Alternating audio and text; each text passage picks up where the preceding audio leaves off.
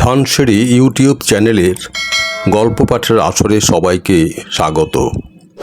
আজ পাঠ করছি আন্তপ চেখভের একটি গল্প, একজন দুর্বল চরিত্রের লোক। কিছুদিন পূর্বে আমি আমার ছেলে মেয়েদের গৃহশিক্ষিকা জুলিয়া ভ্যাসেলনিয়েভাকে আমার পড়ার ঘরে আসতে বললাম। আমি বললাম, জুলিয়া বসো, চলো হিসাবপত্র আমরা ঠিক করে ফেলি। যদিও খুব সম্ভব কিছু টাকার প্রয়োজন তোমার আছে, তবু তুমি কেমন যেন সংকোচ বোধ করছো, তাই নিজে থেকে কিছু চাইছো না। আচ্ছা, মাসে 30 রুবল করে ঠিক হয়েছিল, ঠিক না? না, 24। না, 30 আমি লিখে রেখেছিলাম। গৃহশিক্ষিকাকে সবসময় আমি 30ই দিয়ে থাকি। তার ফলে তোমার পাওনা হচ্ছে 60 রুবল। তা থেকে 9টি রবিবার বাদ দাও। তুমি জানো যে কোনো রবিবার কলিয়াকে নিয়ে কোনো কাজ তোমাকে করতে হয়নি, শুধু তাকে বেড়াতে নিয়ে গেছো, আর 3টা ছুটির দিন গেছে। জুলিয়া ভ্যাসেলনিয়েভার মুখ লাল হয়ে গেল। সে তার জামার কোনা দিয়ে নড়াচড়া করতে লাগলো, কিন্তু একটি কথাও বলল না। 3টি ছুটির দিন, অতএব বাদ গেল 12 রুবল। 4 দিন কলিয়ার অসুখ ছিল, তাই তাকে তোমার পড়াতে হয়নি। তখন ভানিয়াকে নিয়ে তোমার কাজ করতে হয়েছিল। 3 দিন দাঁতের ব্যথায় তুমি ভুগছিলে, তাই সান্ধ্য ভোজের পরে কোনো কাজ না করার জন্য আমার স্ত্রী তোমাকে অনুমতি দিয়েছিল। 12 আর 7 হলো 19, বাদ দাও। তারপর থাকে কত? 41 রুবল, ঠিক তো? জুলিয়া বাঁ চোখটি লাল হয়ে উঠল এবং আর্দ্রতায় ভরে গেল। তার চিবুক কাঁপতে লাগলো। বিচলিতভাবে সে একবার কাশল, নাকও ঝাড়ল, কিন্তু মুখে কোনো কথা নেই। নববর্ষের দিনের কাছাকাছি সময়ে তুমি একটি চায়ের কাপ আর পিরিচ ভেঙেছিলে, সেজন্য বাদ দাও 2 রুবল। ওই কাপের দাম আরও বেশি ছিল, ওটা ছিল উত্তরাধিকার সূত্রে পাওয়া। যাক সে কথা, তাকে আমি ক্ষতি হিসেবে তখন গণ্য করিনি।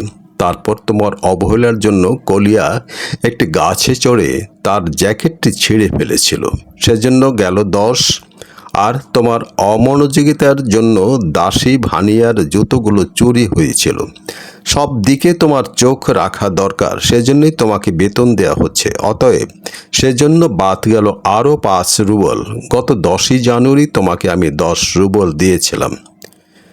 জুলিয়া আস্তে আস্তে বলল, না, আপনি দেন নাই, কিন্তু তা আমি টুকে রেখেছি। বেশ, ঠিক আছে, 41 থেকে 27 বাদ দাও, থাকলো 14। তখন তার 2টি চোখই জলে ভরে গেল। তার পাতলা সুন্দর নাকের ডগায় শ্বেত বিন্দু দেখা দিল। কম্পিত কণ্ঠে মেয়েটি বলল, মাত্র একবারই আমায় টাকা দেয়া হয়েছে, এবং তা আপনার স্ত্রীর হাত দিয়ে, শুধু 3 রুবল, একটু বেশি নয়। সত্যি? তুমি এখন বলছো যখন, এটা আমি লিখে রাখিনি। 14 থেকে 3 বাদ দাও, রইল 11। নাও লক্ষ্মীটি, তোমার টাকা নাও। 3, 3, 3 আর 1, 1, এই নাও। আমি এবার রুবলের ওর হাতে দিলাম। মেয়েটি তা নিয়ে তার কম্পমান আঙুলগুলো দিয়ে তার পকেটে ভরে নিল। মেয়েটি চুপি চুপি বলল, ধন্যবাদ।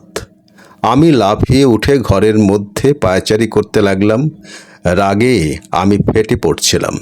আমি জিজ্ঞাসা করলাম, কিসের জন্য এই ধন্যবাদ? টাকার জন্য। কিন্তু তুমি জানো তোমায় আমি ঠকিয়েছি। ভগবানের দোহাই, তোমায় আমি লুট করেছি। সত্যি, তোমার কাছ থেকে আমি চুরি করেছি। তারপর আবার কিসের ধন্যবাদ? আমি অন্য যেসব জায়গায় কাজ করেছি তারা আমায় কিছুই দেয়নি। তারা তোমায় কিছুই দেয়নি তো? অবাক হবার কিছু নেই। আমি তোমার জন্য সামান্য একটা ছলনা করেছিলাম, কেবল তোমায় শিক্ষা দেবার জন্য। একটা নিষ্ঠুর কাণ্ড। মানুষ এত কাণ্ড জ্ঞানহীন হয় কি করে? কেন তুমি আপত্তি করো না? কেন মুখ বুজে থাকো? এই দুনিয়ায় এমন দন্ত নখরহীন, এত দুর্বল চরিত্রের হওয়া কি করে সম্ভব? মেয়েটি একটু বাঁকা হাসি হাসল। তার হাসির অর্থ বুঝলাম, তা সম্ভব। ওই নিষ্ঠুর শিক্ষাটি দেবার জন্য তার কাছে আমি ক্ষমা চাইলাম, এবং তাকে খুব অবাক করে দিয়ে 80 রুবলই তার হাতে দিলাম। মেয়েটি বিড়বিড় করে কয়েকবার তার ওই ধন্যবাদ উচ্চারণ করতে করতে বেরিয়ে গেল। মেয়েটির দিকে তাকিয়ে তাকিয়ে আমি ভাবলাম, এই জগতে দুর্বলকে পিষ্ট করা কত সহজ। গল্পটি ভালো লেগে থাকলে চ্যানেলটি সাবস্ক্রাইব করার জন্য অনুরোধ করছি।